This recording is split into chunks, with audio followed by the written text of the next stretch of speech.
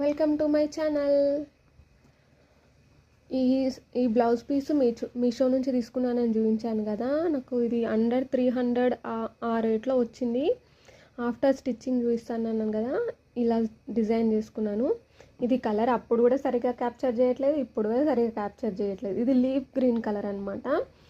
ఇది నాకు దేనికి మ్యాచింగ్ అవుతుందో తెలియదు. అవుతుంది, ఒక 2-3 శారీస్కి అవుతుంది. స్టిచ్చింగ్ చేసి పెట్టుకుంటే ఎప్పుడైనా వేసుకోవచ్చు అని చెప్పేసి చేసుకున్నాను.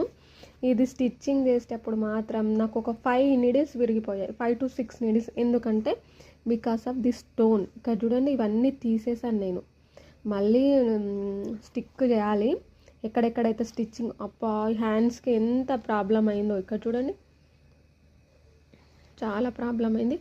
దీనికి చూడండి పఫ్ స్లీవ్స్ ఇచ్చాను, ఎంత బాగా వచ్చిందో.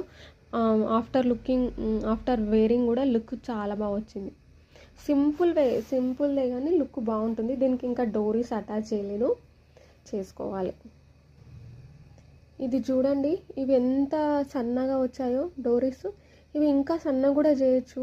నేను ఇది లూప్ టర్నర్తో చేశాను అనమాట. ఇది క్రాస్ కటింగ్లో తీసుకుంటే క్లాత్ సన్నగా వస్తాయి. నేను క్లాత్ అడ్జస్ట్ కాక స్ట్రేట్లో తీసుకున్నాను కాబట్టి కొద్దిగా ఇలా వచ్చాయి. అయినా ఇది కూడా సన్నగా ఉంది చాలా, ఇంకా సన్నగా కూడా చేయొచ్చు. చూడండి, నేను బ్లౌజ్ ఇలా స్టిచ్ చేసుకుంటాను.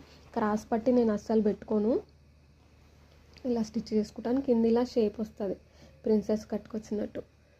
స్టిచ్చింగ్ ఈ బ్లౌజ్ చూడడానికి ఇంత సింపుల్గా ఉంది, కానీ స్టిచ్ చేయడానికి మాత్రం చాలా టైం పట్టింది.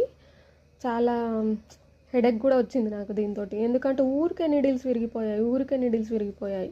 ఇది చూడండి, హుక్స్ ఎలా స్టిచ్ చేశాను, ఇన్విజిబుల్ స్టిచ్తో హుక్స్ స్టిచ్ చేశాను అనమాట. నేను ఏ బ్లౌజ్కైనా కానీ రూబీ క్లాతే ఇన్నర్గా వేసుకుంటాను నేను. ఎందుకంటే కొంచెము బ్లౌజు 2 లైనింగ్స్ వేస్తే ఎలా ఫినిషింగ్ ఉంటుందో అలా వస్తుందన్నమాట ఈ రూబీ క్లాత్ వేసుకుంటే. ఇలా బ్లౌజ్ దీనికి ఇంకా కొద్దిగా ఇవి రెడీమేడ్ లట్కన్స్ పెట్టాలా లేకపోతే క్లాత్తోనే స్టిచ్ చేసుకోవాలా అని చూస్తున్నాను. బ్లౌజ్ లుక్ అయితే ఇదండి, చాలా బాగుంది కదా బ్లౌజు.